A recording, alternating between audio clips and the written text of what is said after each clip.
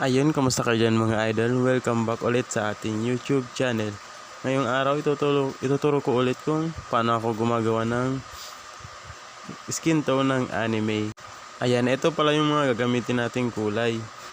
Ayan, ilalagay ko na lang sa taas para makita nyo mabuti at masandan nyo, mahanap nyo sa color pencil nyo. Ayan, kapag nag-uumpisa na ako magkulay, inuuna ko yung mga shadow ng anime, yung mga dark part ng skin tone. Kaya gagamitin natin itong black, yung 399 sa inyong Faber-Castell Classic Color Pencil. Yung pag-apply nito, kailangan yung saktong bigat lang ng kamay. Hindi naman yung sobrang bigat, hindi naman yung sobrang gaan.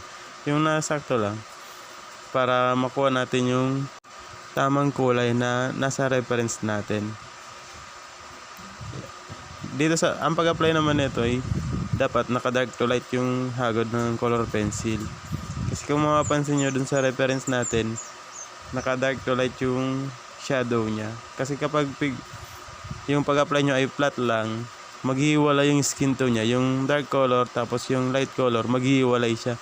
Yun yung lagi kong sinasabi sa mga nagtatanong sa akin, kailangan laging dark to light yung paghagod ng color pencil para maganda yung blending ng mga kulay kung magle-layering tayo.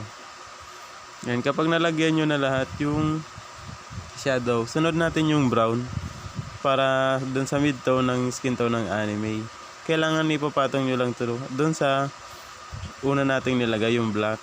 Kailangan naka dark to light lang din yung pag-apply natin nito para may abang tayo pag nag-apply tayo ng light tone para sa skin tone ng anime.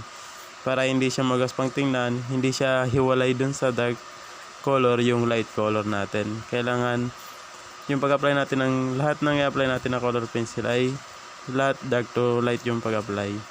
Ayan, sunod natin yung red kasi kung mapapansin nyo dun sa reference natin, may pagka-red yung skin tone niya.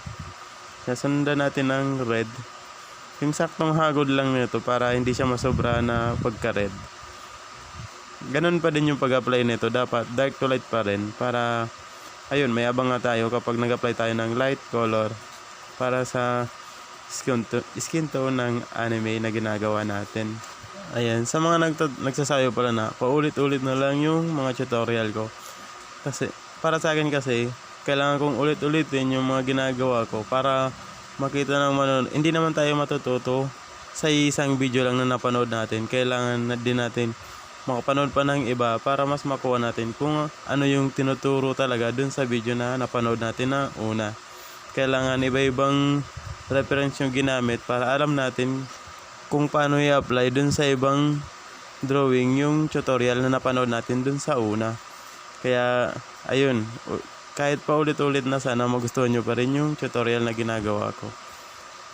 Ayun, sinundan ko pala ng red-orange yung skin tone na ginagawa natin.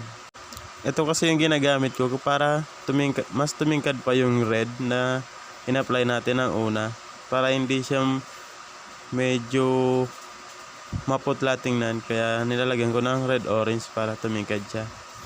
Ayun, kapag nalagyan na natin ng red-orange, magsusunod na natin yung pinakang light color niya, yung flesh na yung gagamitin natin. Ayun, at kung bago ka pa lang pala sa aking channel, huwag kalimutan mag-subscribe at i-click ang notification bell para updated po kayo sa mga susunod nating video. Ayun, maraming salamat. Ayun, tuloy na tayo. Ito na, last na i-apply natin ay yung flesh para sa light tone ng skin tone na ginagawa natin. Kailangan dito medyo yung nasa sakto lang yung hagod mo, hindi naman mabigat, hindi siya magaan. Yung saktong hagod lang para ma-blend natin yung mga kulay para maging smooth yung skin tone na ginagawa natin. Panoorin nyo mabuti kung paano ko ginagawa dito sa video natin ngayon. Ayun, makikita nyo naman dun sa reference kung saan banda natin pwedeng idiin yung color, yung light color, at kung saan banda naman yung kailangan magaan. Kasi kung mapapansin nyo dun sa reference natin, may dark yung light color niya, tapos may pinakang parang highlights siya. So dun sa pinakang light niya, parang highlights niya, kailangan magaan lang yung hagod mo dun para makuha natin yung saktong color nung nandun sa ating reference. Ayun, Yun, sunod natin yung orange para nilalagay ko to para tumingkad ng konti yung light color na in-apply natin ng una. Kailangan magaan lang yung hagod mo dito para tumingkad lang ng konti yung light tone ng skin tone ng anime. Huwag mong ididin masyado kasi masisira yung skin tone na ginawa natin. Kailangan magaan lang yung hagod mo dito. Yung malagyan lang ng konti, okay na yun.